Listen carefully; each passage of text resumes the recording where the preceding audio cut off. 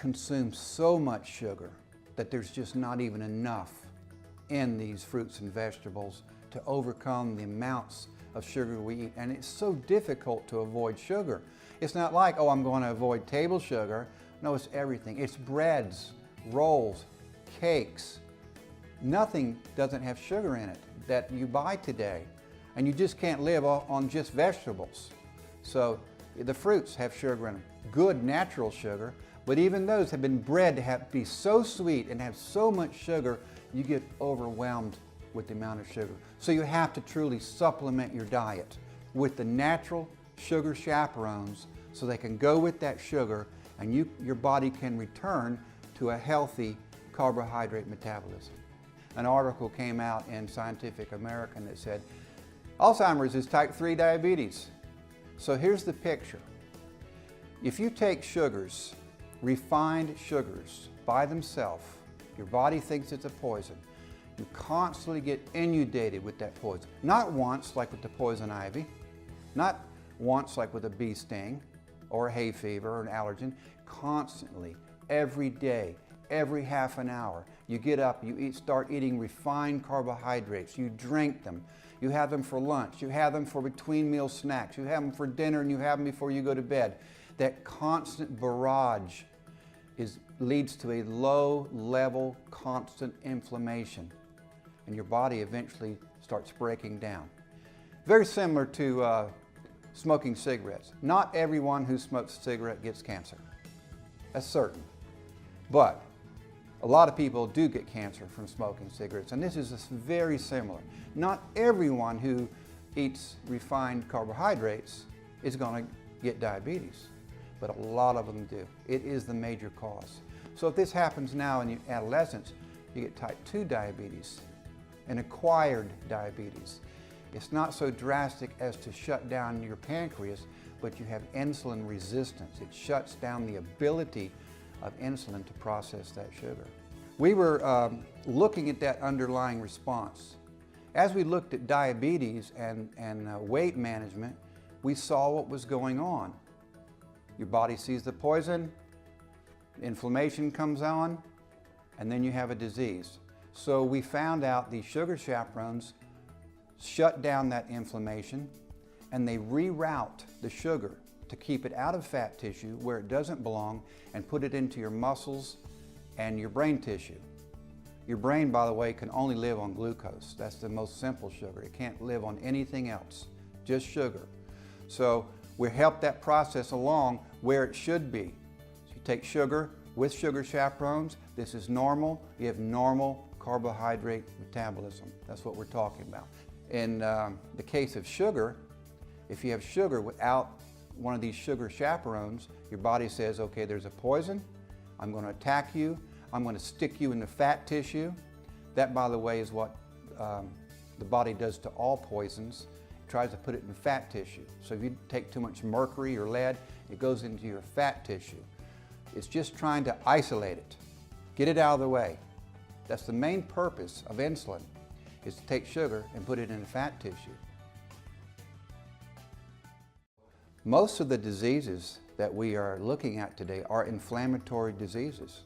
Asthma is one, cardiovascular. The ones I've talked about lately, diabetes, it's an inflammatory disease. And now we know that Alzheimer's is a response. It's an inflammatory response. They all have the same underlying principle. What happens is you have an attack on the cell. Your body thinks it's being attacked. Then it sends out the troops in your body, whether it's on your skin, like in poison ivy, or your pancreas, and it starts to try to help.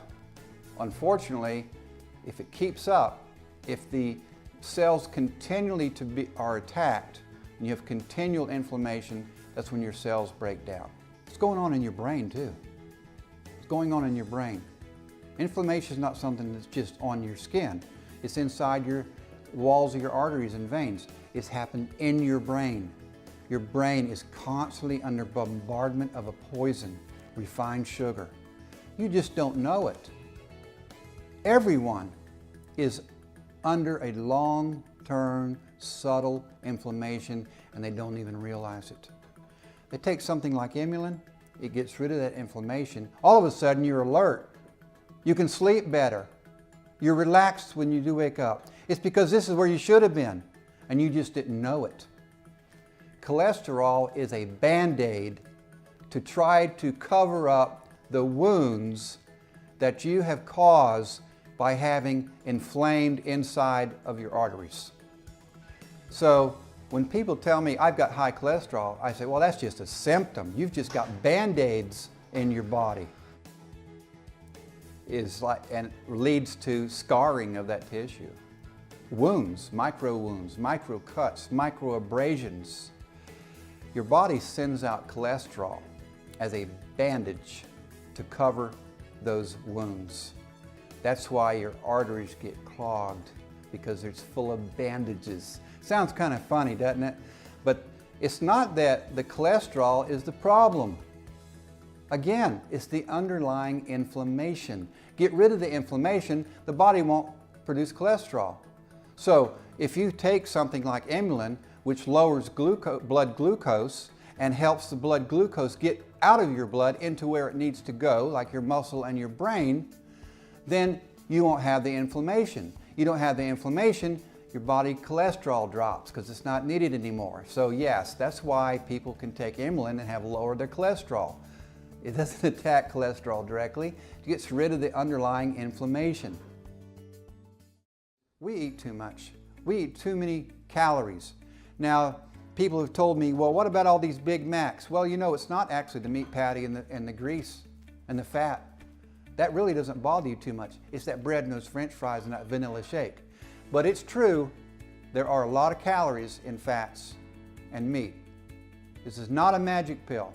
Eat sensibly. And Emulin will help you get back on the right track. It converts the sugar into the non-refined, natural type of sugar. Now you have sugar and Emulin together, the sugar and the cofactor together. Therefore, your body doesn't think it's a poison, you don't have the inflammatory response, and that craving is not triggered. Your body does not see that as a drug, and you do not get that sense, I've got to have more, I've got to have more. So it takes that completely away from you. A lot of people that report after having Emulin for a couple of weeks, maybe a month, a couple of weeks, they say, I no longer crave bread. I no longer have that drive to have a sandwich. Why do you eat a sandwich? Because of bread. I love it myself. I stopped eating potato chips. I just don't want them anymore. Well, now they're free to eat a normal amount, and they don't have that drive to eat more and more. That way, with Emulin, I bet you can eat just one.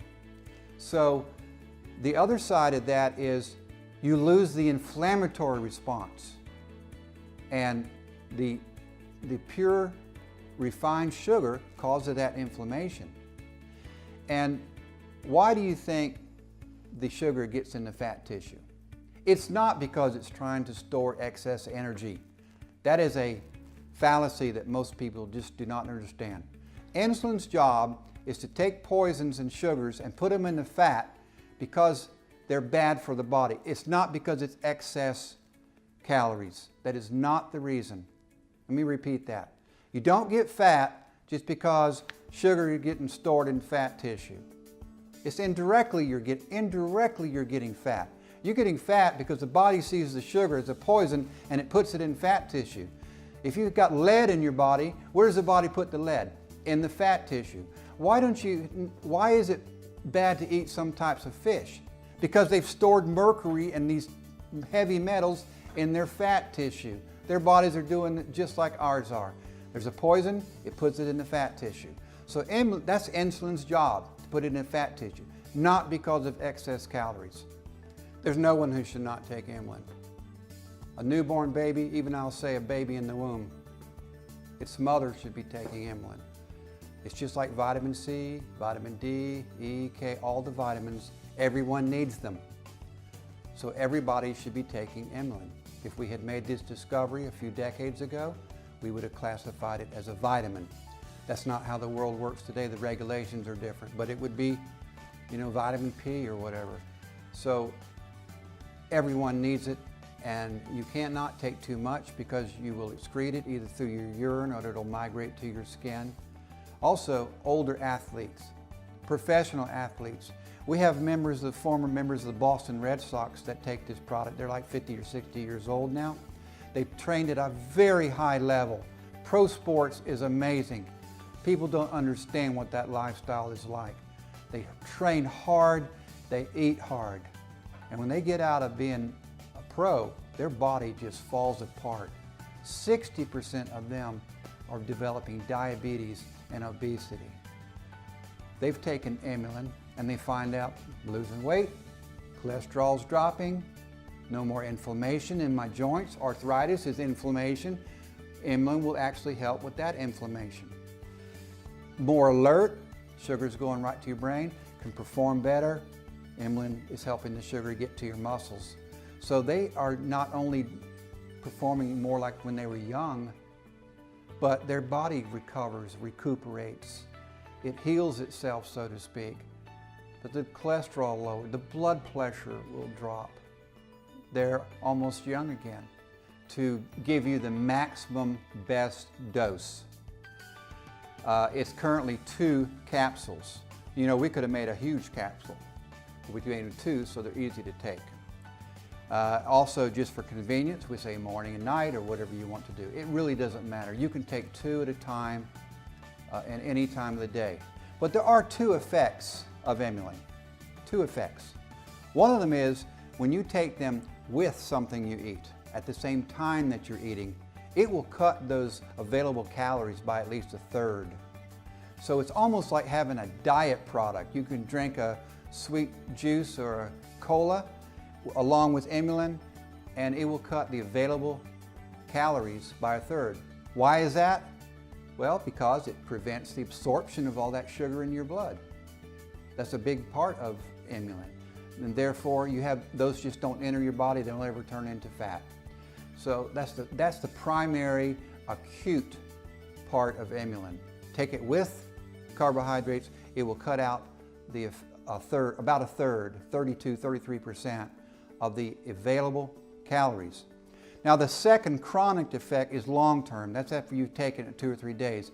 And once you get that into your bloodstream, it doesn't matter when you take it because it'll stay, a certain amount will stay in your blood. And that's what we have calculated, that dose, so you'll get a level of Emulin constantly in your blood. And that's how nature intended for you to have. You know, I told you that these sugar chaperones are from nature, meant to be there whenever you have a sugar from nature, and your body's meant to have them in your blood, just like you're always supposed to have protein in your blood, amino acids, vitamins and minerals. They need to be at a certain level. So we've made those at the right dosage.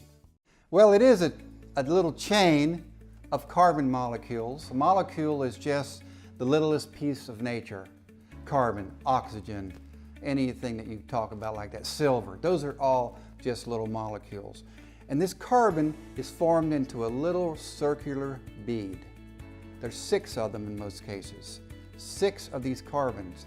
And then they have some oxygen and hydrogen sticking off the side of them, carbohydrate altogether.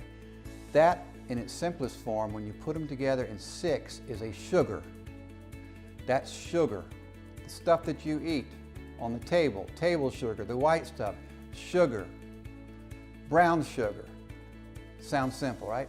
Fruit sugar, fructose, it's all the sugar.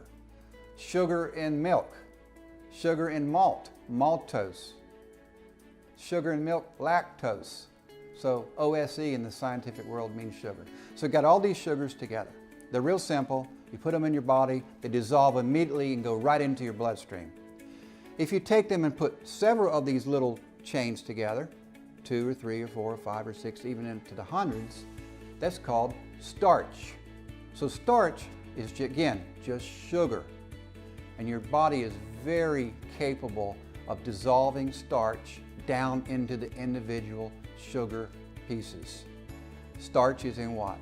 Rice, potatoes, even carrots, and breads. It's just, they're really pure sugar. Okay, I'm sorry, that's the truth. Carbohydrates are not just the sugar on the table and the sweet stuff and fruits. It's everything, almost everything else you eat. including the fiber in fruits and vegetables that are good for you. That's just more sugar put together in even longer chains and then tied up in knots. So it's difficult to digest in that case. And you eat those, and a lot of them just pass through you without being digested. But that's not the vast majority of the carbohydrates that we get. The vast majority are in two forms: simple sugars, like table sugar, and starch, like in these rice, potatoes, and you could just go on and on, corn, everything, almost everything you eat, fruits. And again, I said vegetables. They don't have very much free sugar, the sweet stuff, but the lettuces and all these things, they still have lots of carbohydrates. Well, we've been talking about carbohydrates and how refined carbohydrates cause inflammation, and then that leads to other trouble. But what are carbohydrates for? Energy. That's why you take them. You take everything else to build your body, proteins and vitamins and minerals, but the glucose, the sugars, the carbohydrates are there for energy. So if you have efficient carbohydrate management, really what that is saying is you have efficient energy management. Now you've got a lot of different types of carbohydrate in your body, not just these simple sugars. You've got glycogen. So you got the real simple glucose, and then you've got the glucose, more of them together, a little larger bits together. That's glycogen.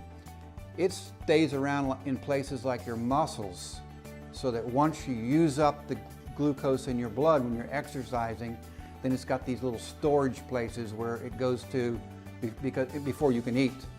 If you take some more sugar while you're exercising, you don't ever get rid of those glycogen molecules. They stay in storage. This is why when you're going into a weight loss program or you're trying to make yourself healthier, you need to stay away from carbohydrates as much as possible, several days even, because your body will use up the glucose and then it goes to the glycogen and uses those up. So until you do that, you'll never truly get all these carbohydrates out of your body. I'm a Florida guy. I started out at Florida, believe it or not, in mechanical engineering. I really did enjoy that, and it's actually helped me understand a lot of the underlying structures that are going on in biology.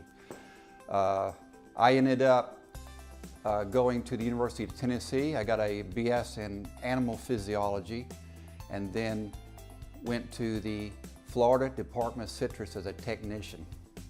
So let's fast forward several years. I was head of technology for Green Giant and a couple other companies. I went back to the Florida Department of Citrus as Director of Research in 2001, right where I started out as a technician. That was really a kick, you know. And one of the first things I looked at is how can we promote citrus? And I will back up one point to say that when I was a technician, I went ahead and got my doctorate at the University of Florida while I had returned to Florida. And thought I was going to spend my life in citrus, but then I went to Green Giant and back. Now I'm in charge of the research, and I said, what can we do here? I really wanted to put it on a commercial basis like I had done in commercial industry. That department, everybody knows about it. It's the one that does all the citrus commercials and the jingles, and they promote research or anything that will market citrus. So I said, what about that grapefruit diet? Have you ever heard about that grapefruit diet? Yeah, everybody has. Is it real or not? So we set out to prove it. We actually shipped fruit from Florida here to California and had it tested to see if it really would cause weight loss. We wanted to be completely neutral. We didn't want to think, oh, they did it in Florida, Florida citrus. No, let's send it to California, our competitors, and have them do it at the Scripps Institute. We did have the honor to get nominated for Nobel Prize twice. Very good. The first one was with our work with inflammation and diabetes, finding out that diabetes was caused by a poison, sugar, which led to inflammation. Coupled with that was the inflammation in viruses. Viruses attack you and then you become inflamed also. We worked on that. The third one was work with Alzheimer's. Alzheimer's is also due to inflammation.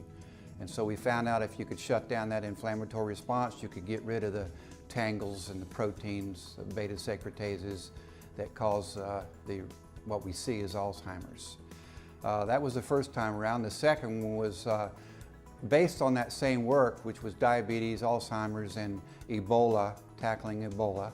We were the first ones to actually be able to fight that disease. It was also our care to get these products into Africa, particularly Africa, and areas that are other underrepresented groups of people.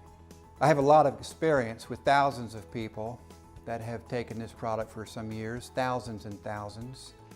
And we find out that if you have a problem with your blood sugar, if that's what your issue is, type 2 diabetes for instance, you'll notice a change in your blood sugar in 4 days. If you're measuring your blood, you'll see a change right away. Our first study with type 2 diabetics only lasted a week, and we already had reduced diabetes in that group.